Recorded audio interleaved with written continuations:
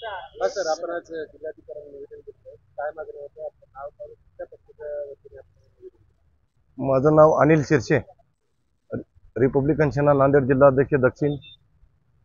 ज्या परभणी या ठिकाणी डॉक्टर बाबासाहेब आंबेडकर यांच्या पुतळ्यासमोरील संविधान पुस्तकाचं जे काही तोडफोड झाली, जे काही विटंबना झाली, त्या संदर्भामध्ये आम्ही नांदेड जिल्हाधिकारी कार्यालयाच्या समोर आणि माननीय जिल्हाधिकारी साहेब यांना रिपब्लिकन सेना नांदेड दक्षिण आणि आंबेडकर प्रेमी संघटनेच्या माध्यमातून आम्ही निवेदन दिलेलं आहे. आणि त्या ठिकाणी जो कोणी जातीवादी मनोवादी विचाराचा जो व्यक्ती आहे, त्या व्यक्तीने आज दिवसा त्या डॉक्टर बाबासाहेब आंबेडकरांच्या पुतळ्यासमोर बाजूला कलेक्टर ऑफिस आहे, अनेक त्या ठिकाणची वस्ती ज्या काही भागातली जे काही जनता त्या ठिकाणी उपस्थित होती, त्या सर्वांच्या समोर त्यांनी त्या संविधान पुस्तिकेचं तोडफोड करून डॉक्टर बाबासाहेब आंबेडकरच्या पुतळ्यासमोर फेकून संविधानाची विटंबना केली.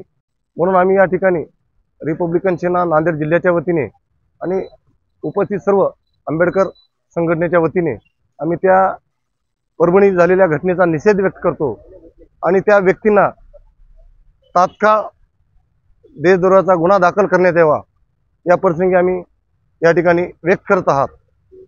आणि एवढंच बोलून या ठिकाणी थांबतो. जय भीम, जय भारत.